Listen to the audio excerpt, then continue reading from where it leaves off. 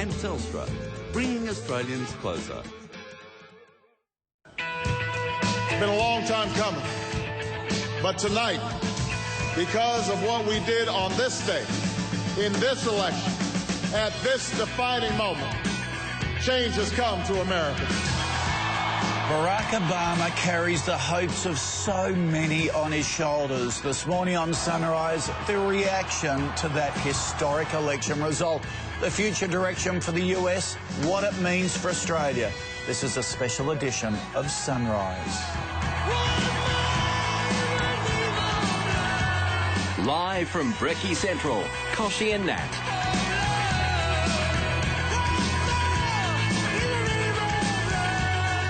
Hello everyone and thanks for joining us on this Thursday morning. Well, yesterday we watched history unfold, didn't we, as Barack Obama became the first African-American to be elected President of the United States. I was just watching again, it's spine-tingling stuff, isn't it? I was standing, I'd done my chicken breasts, left them in the kitchen, ran out, and with the tea towel in my hand, I had tears in my eyes. It was just amazing, wasn't it? Yeah, and we've got the kids involved as well. It was great with our children to say, look, you're watching a moment in history here. Because your kids' grandchildren will be learning about this in history. Exactly. It's incredible. A historic moment. And Obama fever has not only taken over America, it has taken over the whole world. People around the globe celebrated the news overnight. This is a man who has not only given hope to his fellow countrymen, he's inspired people everywhere.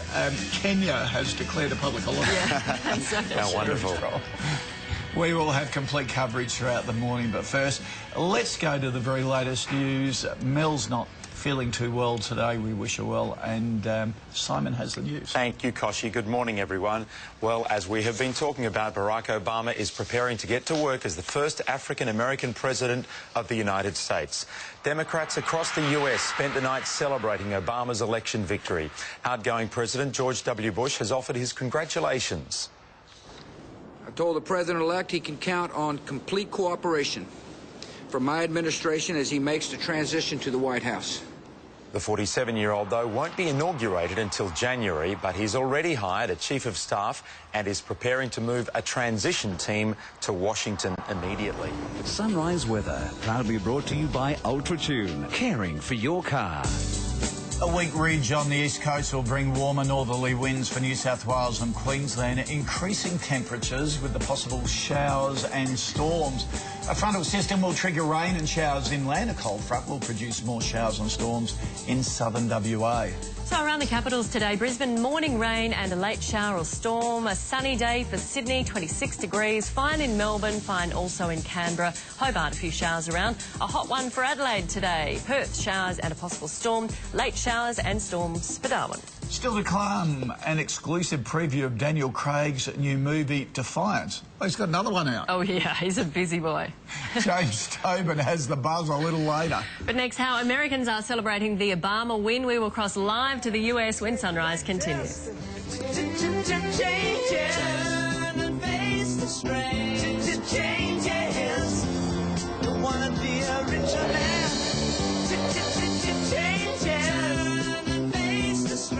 Jetstar.com, conditions apply. Well, there have been extraordinary scenes across America after the election of the country's first black president.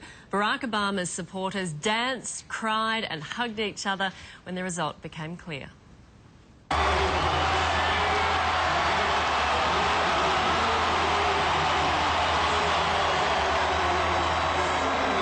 It's my first time voting and I got to vote for this. And, I mean, it just feels so good. Words can express it. Go Barack! That's all I have to say. Go Barack! I never thought in my lifetime that it would happen. But it happened today. It's a reality and we did it.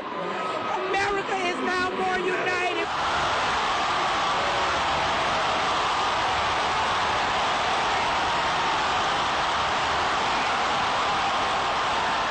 Not just there, but amazing scenes right around the country, apparently. Mike Amor is in Chicago and was there last night, where celebrations have been underway in the Obama camp. Chris Reason is in Phoenix with McCain, and a very different sentiment there. Good morning to you both, gentlemen. Mike, It was a moment of history, as we alluded to yesterday. What was it like being there? You can stick this in your memoirs. Yeah, yeah, absolutely. And I had a front seat to history, I think. And you played that roar when the crowd finally found out that Barack Obama had won. And I was down there amongst the crowd. It was just unbelievable. I think that roar kind of echoed around the world. It's probably a stretch to compare it to the election of Nelson Mandela, but it was something akin to that. I just wonder what it was like for Barack Obama to wake up this morning as president-elect. His house is now surrounded by Secret Service, and we're told that he spent the morning doing what he couldn't do in the past couple of years. He took his 2 girls to school, he went to the gym, now he's having some meetings at home.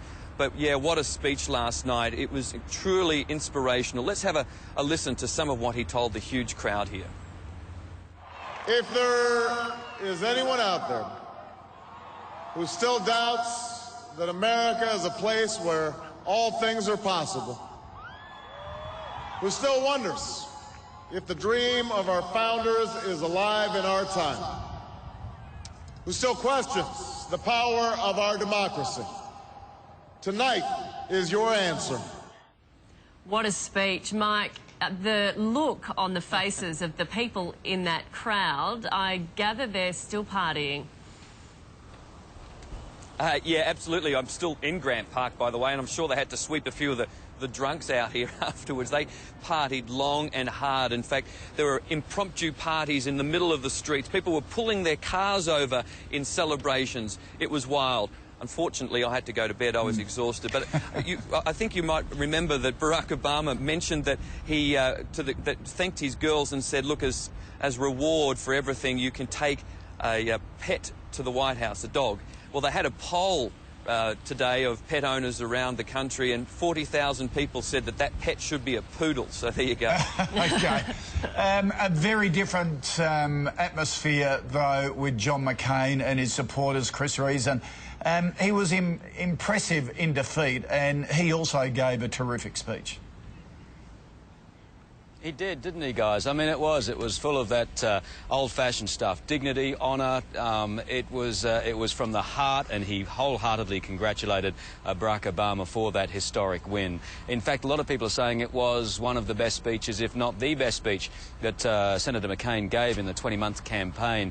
And people seem to forget, guys, that John McCain was one of America's favourite politicians. He's a man, they use words like honour, respect, courage, maverick to describe John McCain. It's only in recent months, as the campaigning got a little bit dirtier, a little bit scrappier, that image took a bit of a hammering. But he's a well-respected politician in this place, and he did an extraordinary job last night. Let's take a listen to some of his words in comparison with Obama's speech. Let's listen to what he said to his smaller crowd last night here in Phoenix.